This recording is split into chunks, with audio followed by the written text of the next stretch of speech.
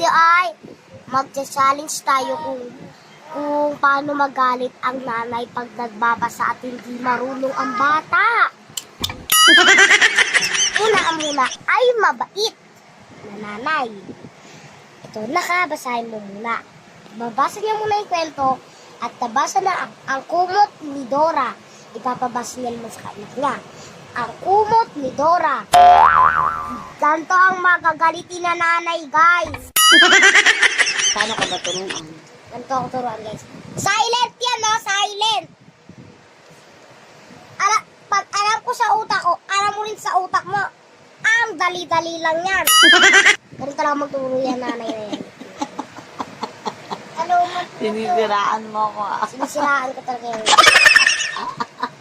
Tara na, basahin na. O, paano naman ako pag mabait magturo? Oo, hindi yan mabait magturo, guys. Silent yan, oh, hindi mo pa mabasa. Alam ko yan. Tignan mo, oh. Pag alam ko sa utak ko, alam mo rin yan. Hindi yan mabait magturo, guys. Late na nanay yan, guys. Grabe ka. Ano, ba't na to? Grabe ka naman sa mama mo, besh. Oo nga, guys. Pag sabi niya, magbasa kayo. Tapos, ayaw namin magbasa ni ate. Ganon. Ayaw nyo talaga. Kukunin pa yung hanger para paruin kami. Makikinig pala kami. Ganon rin. Makapalo rin kami. Kinig ka naman pala eh. Bakit nagpapapalo ka pa? Trip ko lang.